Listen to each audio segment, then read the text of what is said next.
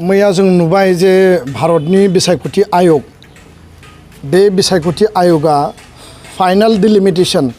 बेनि जि डाटा बेखौ बिथांमोना फोसावदों आरो आसामनि जि समस्ति दाफामनाय जि हाबाफारि बे हाबाफारिनि गेजेरजों बिथांमोना मैया बेखौ फोसावनाय जों नुदों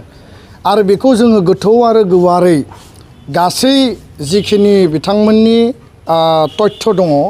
बेखौ स्टाडि खालामनायनि उनाव नुबाय जे बिथांमोननि जि ड्राफ्ट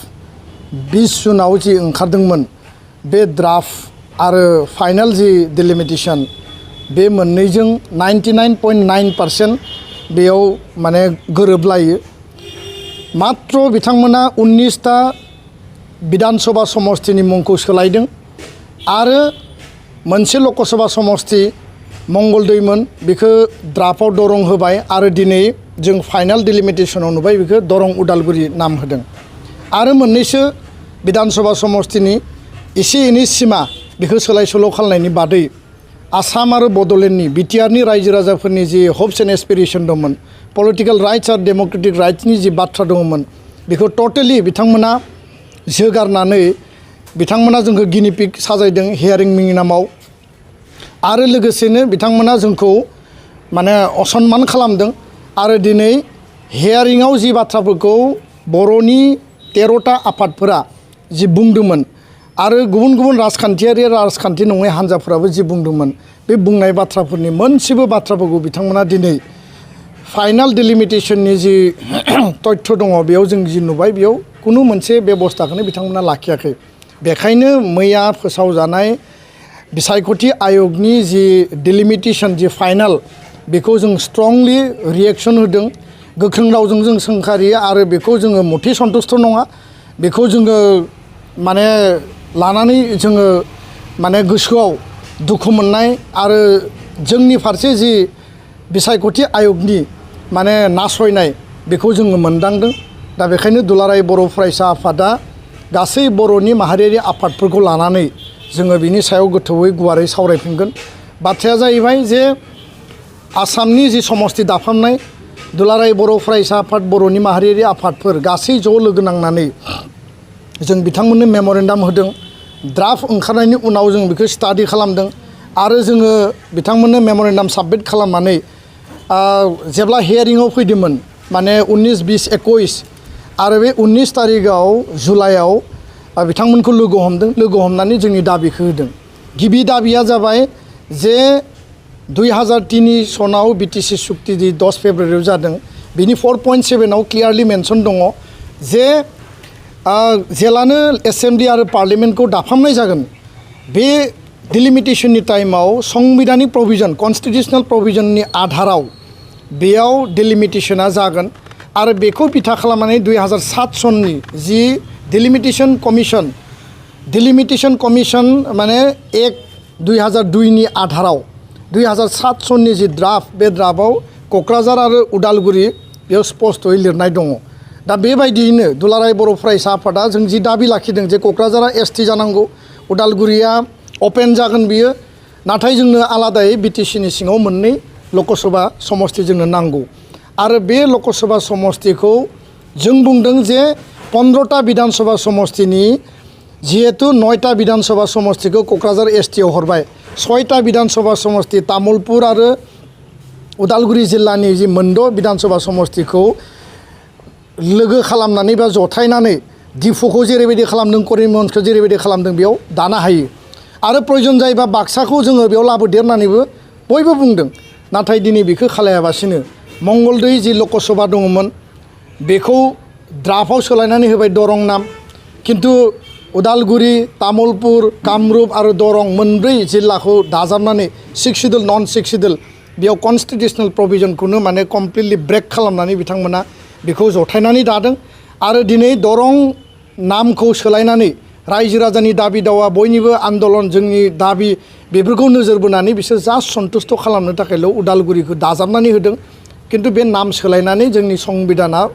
जोंनि पलिटिकल राइट्स आरो जोंनि 6 शिड्युलनि जिखिनि प्रभिजन जोंनि जि फान्डामेन्टेल राइट्स बियो मालाबाबो प्रटेक्ट जाया आरो बेयाव जोंखौ माने गोबां माने रोखोम माने नारसिननाय नासयनाय आरो थगायनाय जादों होननानै आं स्पष्टयै बुङो। दा बेखायनो जोंनि जि दाबि दङमोन जे उदालगुरि समस्ति बिटिआरनि सिङाव बेखौ दानांगौ बेखौ बिथांमोना मानियाखै आरो बिथांमोना फालियाखै। गुबुन मोनसे बाथ्राया जाहैबाय जे 15टा विधानसभा समस्तिनि 10टा विधानसभा समस्तिखौ 6 शिड्युलनि प्रभिजन बायदियै रिजार्भ फर एसटि लाखिनांगौ होननानै जों बुंदों। सिगांनि समाव मोनद' दंखायो, ड्राफ्टआव मोनद' ओंखारबाय आरो दिनै फाइनाल जि डिलिमिटेशननि जि तथ्य तालिकायाव जों नुबाय बेयावबो मोनद'खौनो लाखिदों। मोनब्रै बारायनांगौनि जोंनि जि दाबि दङमोन बेखौ बिथांमोना एसेबो माने अट'नमास डिस्ट्रिक्ट काउन्सिलनि सिङाव आर्टिकेल 330 आरो आर्टिकेल 332नि जि प्रभिजन दङ रिजार्भेशन फर शिड्युल ट्राइब बे बाथ्राखौ लानानै बिथांमोना कुनु मोनसे संबिधानिक इन्स्टिटिउसन संबिधानिक बडि बे इन्स्टिटिउसना दिनै संबिधान रक्षा खालामनायनि थाखाय हाबा मावाखै। दा बेखायनो बे जि मोननै जोंनि जि मुल दाबि दंमोन गाहाय दाबि दंमोन मोनसेबो दाबिखौ आय'गा दिनै बिथांमोना बेखौ खोनासंनानैबो बिथांमोना दिनै मानिनानै लायाखै आरो फाइनाल डिलिमिटेशनाव ओंखाराखै। बेखौ जों खुद्रिदों, दुखु मोनदों आरो जों स्ट्रंलि बेखौ जोङो माने रिएक्सन खालामदों। बाथ्राया जाहैबाय जे बिथांमोना बुंदों जे मोनफ्रोमबो स्पष्ट बाथ्राखौ बिथांमोना लाखिदों। मोनबा गाइडलाइन आधार होदों संबिधाननि आधाराव आरो संबिधानिक इन्स्टिटिउसन हिसाबै जों संबिधाननि आयेननि नियमनि आधाराव खामानि मावगोन होननानै हियारिंआव अनुप कुमार पान्डे बिथाङा जोंनो बुंदोंमोन इलेक्सन कमिशनारा। किन्तु जों नुबाय जे दिनै बिथांमोना कन्स्टिटिउसनेल एन्ड लिगेल प्रभिजन 1 नाम्बाराव होदों। जग्राफिकेल माने बाउन्डारिनि बाथ्रा बुंदों, पपुलेशन डेन्सिटिनि बाथ्रा बुंदों, एडमिनिस्ट्रेटिभ इउनिटनि बाथ्रा बुंदों। जिफोर मोनबा आधारखौ लाखिदों एडमिनिस्ट्रेटिभ इउनिट हिसाबै बिटिआरआ 6 शिड्युल बे आलादा नन बिटिआरजों बे सरजाब जाया। जग्राफिकेल बाउन्डारि हिसाबैबो जोंहा आलादा आरो पपुलेशन डेन्सिटिखौ नायोबाबो दिनै जोङो माने 12 लाख 15 लाख पपुलेशना जोंहा क'क्राझार एसटिखौ बाद होनानैबो उदालगुरि जि प्रप'ज जोंनि जि दाबि दंमोन बेयाव बे पपुलेशना मिट जायो। किन्तु दिनै जों नुबाय बिथांमोना कन्स्टिटिउसनेल प्रभिजन 6 शिड्युलखौ मानियाखै, एडमिनिस्ट्रेटिभ इउनिटखौबो भायलेसन खालामबाय, पपुलेशन पेटार्नखौबो भायलेसन खालामदों, जग्राफिकेल बाउन्डारि भायलेसन खालामदों। टटेल मोनबा फिचारखौ नामावल' होनानै बिथांमोना कार्यकरि खालायाबासिनो जोंखौ भायलेसन खालामदों। बेखायनो दुलाराय बर' फरायसा आफादा बे जि फाइनाल डिलिमिटेशन बेखौ जोङो गोजोननाय गैया आरो बिनि सायाव जोङो गोथौयै गुवारै जोंनि गासै माहारियारि आफाद राजखान्थियारि गौथुम बिटिआरआव जिफोर दङ बिथांमोनजों जों सावरायफिनगोन, बिथांमोननि मतामत लागोन। कन्स्टिटिउसनेल जायफोर एक्सपार्ट दङ बिथांमोननिफ्राय लिगेल एक्सपार्ट दङ बिथांनिफ्राय जों मतामत लागोन आरो आयेन आरो संबिधाननि आधाराव मा हाबाफारि लानांगौ बे बाथ्राखौ जोङो बिनि सायाव सिद्धान्त लागोन। आरो लोगोसेनो फिसा फिसा बेबायदि जिखिनि जोंनि जि मोनथाय जोंनि जि अधिकार जोंनि जि संबिधानिक मौलिक अधिकारनि जि रैखाथिनि थाखाय जिखिनि बाथ्राफोर दङ बे बाथ्राफोरखौ जेला जोंखौ बन्सना खालामो, जोंखौ जेला थगायो, जोंखौ जेला खोमसियाव लाखिनानै हाबा मावो, बिनि बेबायदि जाथाय आरो हाबाफारिनिफ्रायनो गिदिर सोमावसारनाय, गिदिर रिएक्सन आरो गिदिर आन्दलनफ्रा जायो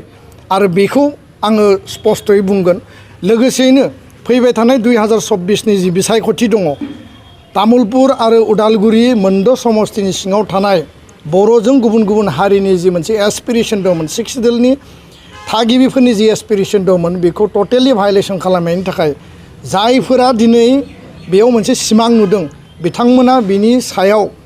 माने गोहोम गोलैगोन आरो जोंनि रिएक्सनखौ बिथांमोना थारैनो मोनगोन। आं बे बाथ्राखौ दिनै स्पष्टयै बुङो। दा बेखायनो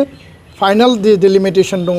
बेखौ लानानै जों आरोबाव सावरायबावगोन आरो मा बेबस्था लानो हायो जों रायजो राजानि दल संगठननि मतामत लानानै हाबा मावलांनो थाखाय जोङो जेब्लायबो जों रेडि। गोजोन्थों।